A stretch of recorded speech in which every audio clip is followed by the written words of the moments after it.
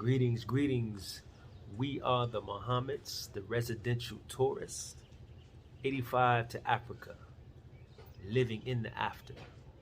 Your brother, Lamont Muhammad, beloved wife, Adila Muhammad, and we are right now just kind of maxing and relaxing on our patio balcony.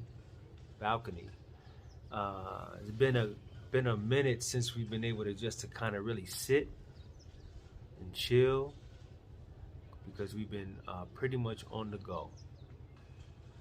We've been moving and grooving. However, with that, we've getting a bit more and more acclimated with Rwandan life and experiencing many different things, learning things, differences in culture that we are trying to allow ourselves to, how would I say, get accustomed to. Not bad, but different. And so we're adjusting. So kind of brings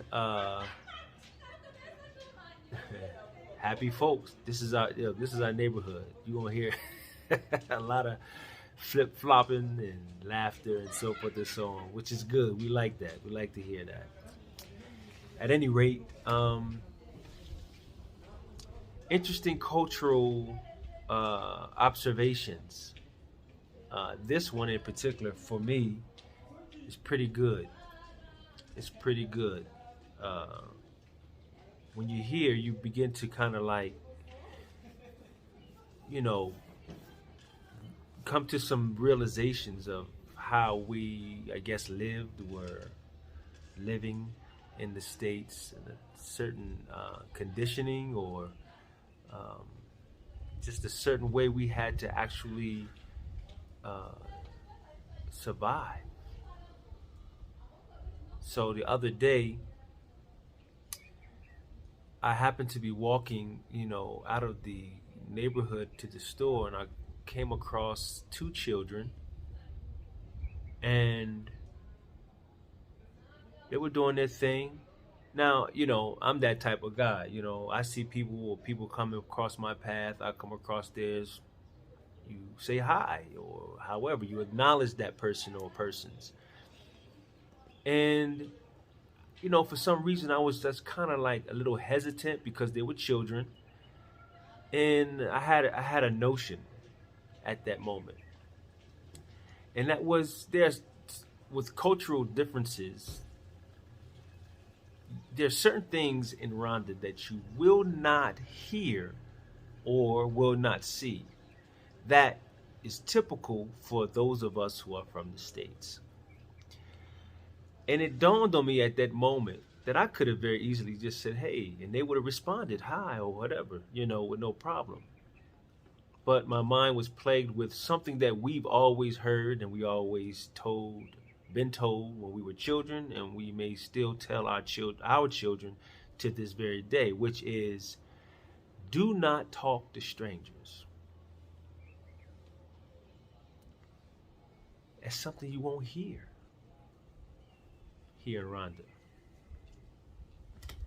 You won't hear that. I don't think that that's the type of conversation that they have with their children. We see children all the time. Like when I say children, I'm talking like 3, maybe 4. Babies in diapers. And they just, together as children going about life. And for us, it's like, okay, where are the parents? And they're not doing anything mischievous. They're just being who they are. They're being children. And there's no sense of danger. There's no sense of something is going to happen or anything. And it's very different. It's very different. And so you won't hear that here in Rwanda. We won't hear um, you won't experience that, and it's kind of a bit of a challenge for us. Our two girls, our granddaughter and niece, there's a park nearby, and lately they've been saying, "Can we just go?" We're still having a hard time. We're still having a hard time because they could very easily just go and walk and just go, and you know we're still having a bit of a hard time with that. Now, a lot of it that has to do with we don't know how responsible. Yes, with the girls. We're not. I don't think we're at this point too. I don't want to say not concerned, but we're not as concerned with anything as far as someone doing something to them. Absolutely nothing like any type of kidnapping or nothing like that. That is like absolutely unheard of. Yeah, we said good night to Auntie the other day. Said good night and get home safe. And she said, "Why do you say that?" Yeah. I'm like, or someone leaves and we're like, "All right, be careful." Of what? That's their careful about Be careful what? about what? What about you know something I don't know what? Yeah, and it's just like it's natural for us to say it because we mean it at home. Be careful, get home safe. Because you just don't never know. Here they're like, careful about what? It's just a given. It's just like okay. Yeah, it's a different life. It's a different level of. I don't know. I don't think we've actually reached the level of knowing that you're safe, right, and secure. Because for myself, I'm still on the alert. I'm still locking doors and I know it's crazy. Shutting blinds and like I to that point because we have a I guess you could say a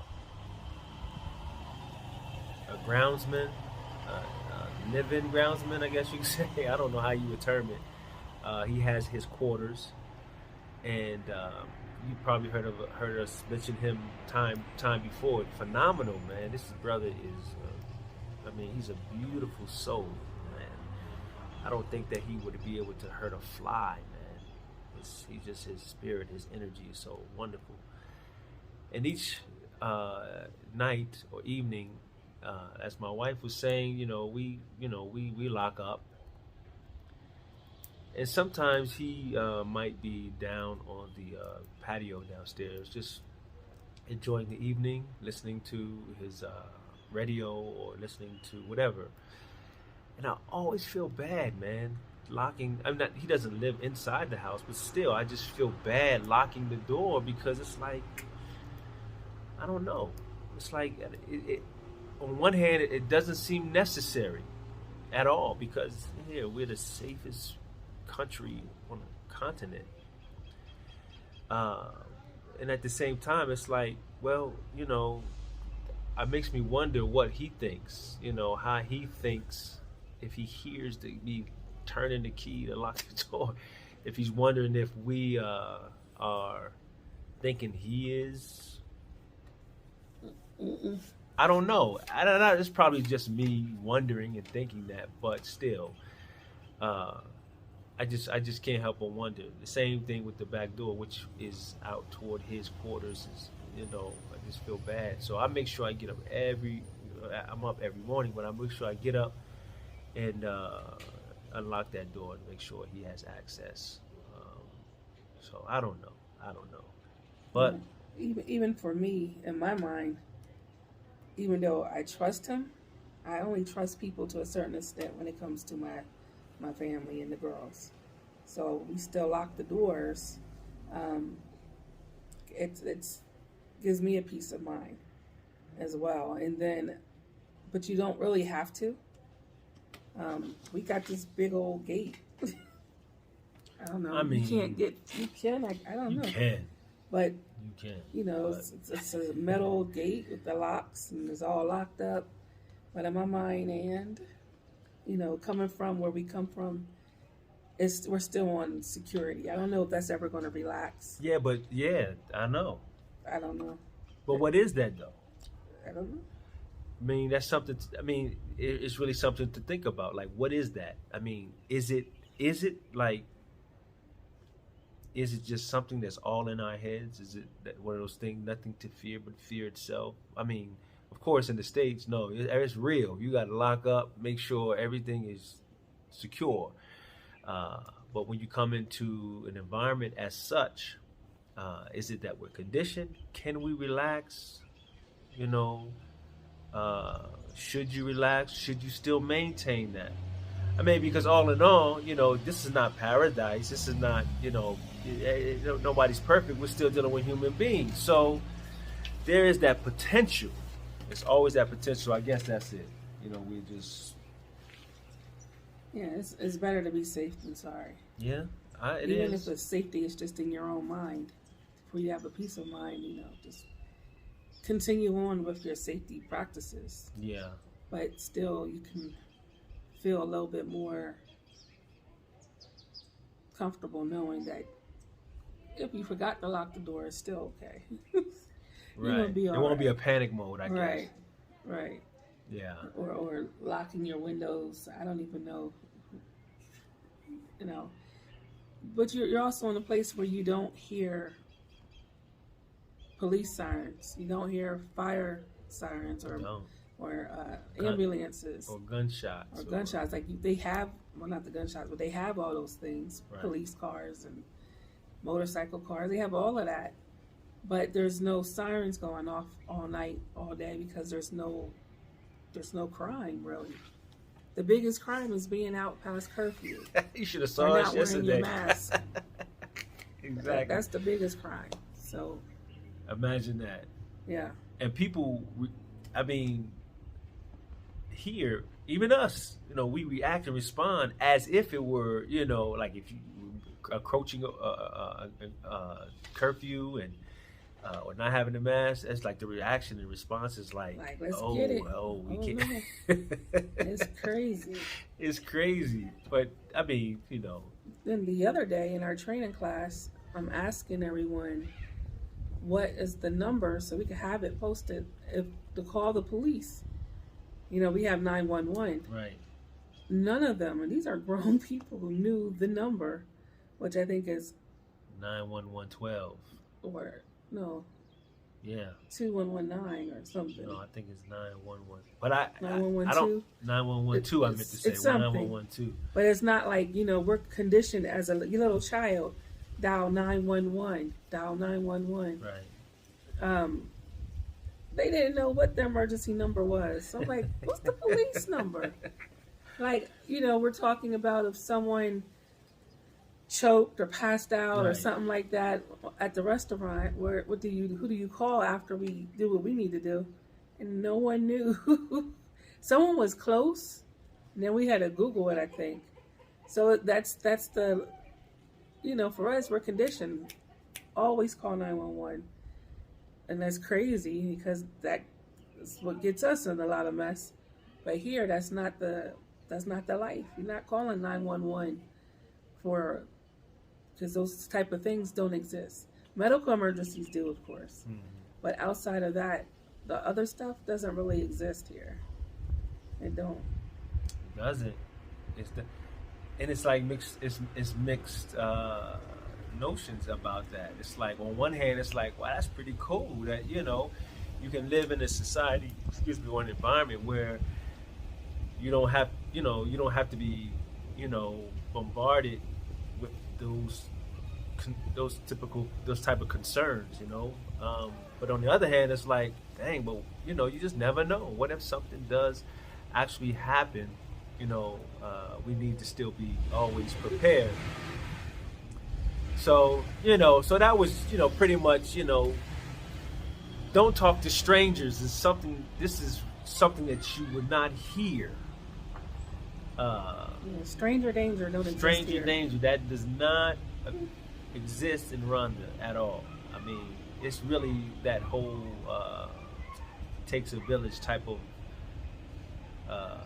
concept, if you will, as it was put to me. Adults are always just watchful and observing. I can't even walk down the street with my shoe unlaced. I promise you, they would stop me and they tell me, Yeah. they'll point to my shoes. Yeah. Yeah. Your bag is unzipped. Unzip, they'll tell They're you. like, Mom. And they run and zip it up for you. I'm like, oh, well, thank you. It's a They beautiful don't play. thing. Yeah. It's a beautiful thing. So you won't hear that. You won't hear don't talk to strangers. And there's some other things as well that we want to share with you that you won't hear or see in Rwanda that you may have on a continuing basis heard or will continue to hear in the States. I can only speak according to the States, that you just won't see or hear here. You just won't, you know. Some of it's not really that not such a good thing though. But we'll deal with that. So peace and blessings. As always, we are grateful, appreciate you guys for allowing us to open our world, share our world with you. Please subscribe. Please subscribe. We are hoping to continue to provide more content on a regular basis. If you want to support our channel, we accept the love from the pockets. Cash App my moolah, please. And we would greatly appreciate that. However, we appreciate the positive energy and the love and light that you send our way. Continue to pray for us as we will always continue to pray for each and every one of you. Peace and blessings.